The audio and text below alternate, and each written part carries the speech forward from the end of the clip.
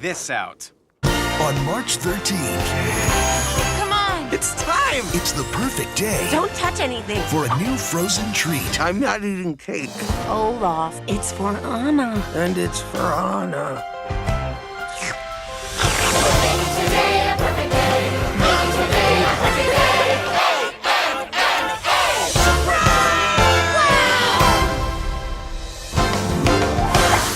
You shall go to the ball.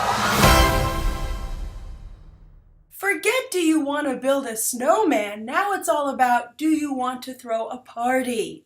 Yes, they finally have dropped a trailer for Frozen Forever, the new short based on the, of course, smash hit animated film that almost everybody loved, which is hitting theaters on March 13th, at least here in the United States, but globally, wherever the live-action Cinderella movie will be playing. So this trailer debuted on Good Morning America this morning. I don't know if they're going to release it on YouTube, but I wanted to review it, not just because it's something that's hotly anticipated, but because there are a couple of really interesting reveals here. So first of all, my thoughts on the trailer overall is that I think it's nice that they're playing up the sister angle, especially because such a big part of the first film in the beginning was that Anna was alone. She didn't have her friend Elsa from their childhood, and that's what that Do You Want to Build a Snowman song is all about. So you're seeing a lot of shots here in the trailer of them hanging out together in the castle. I still have a small problem that it seems like Elsa does not actually rule her country, and I'm sure a lot of you are interested in that as well, because every time I mention that Elsa is one of the new Disney princesses, so many of you are quick to point out that, hello, she's actually a Disney queen.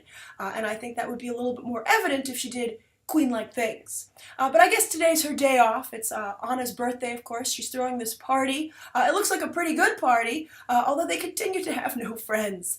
I hope that people are going to show up. They have quite a few seats there, but, you know, Arendelle seems to be a kingdom that sometimes has people and sometimes doesn't.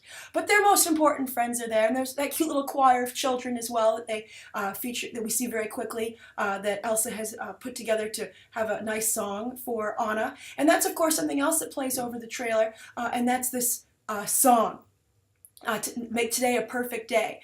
And I think that not only does it seem like a pretty good song, but I think that it's a really good show of what Disney does best to some degree, and that's synergy. Make Today a Perfect Day, I think would not only be great for this short, but it's something that could be sung around people's homes on days they want to be perfect, right? It's a great celebration song that everyone can enjoy. And of course, something they can utilize quite a bit in the parks, where Frozen has become a very big part of people's theme park going experience at Disney. I've visited both attractions, actually, Disney World's Frozen setup and also in Disneyland. And I have to say they do a very good job. It's really a lot of fun. And so I can see them thinking of ways to extend those experiences, as well as you know, the story and the brand itself overall. Now, speaking of other things to extend, how about merchandise? And we, of course, see finally those cute little snowmen that Elsa is going to be generating to help her out, I guess, around the house. Now, this is very interesting. I think they're adorable, by the way, and I'm sure you'll be able to pick up a plush very soon at the Disney store. And I think I would even be interested in getting one. Those little snowmen are adorable. Watch your back, Olaf. There's something even cuter in town.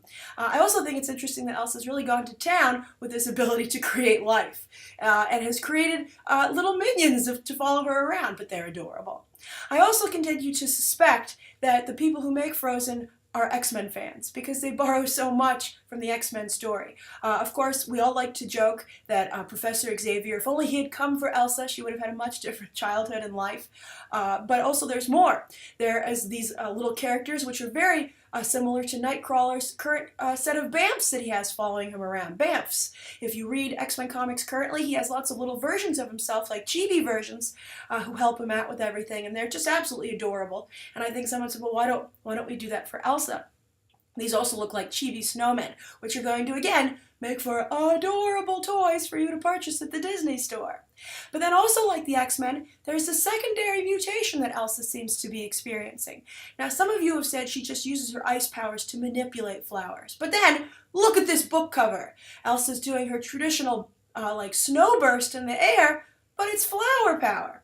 Now the question is this a secondary mutation, that Elsa isn't so much a snow queen, but perhaps a queen of the seasons? That's another interesting way to go with the character. Or the synopsis for the short has said that when Elsa gets a cold, it's a little different. So maybe because she's someone who's always cold and loves the cold, it never bothered her anyway, right?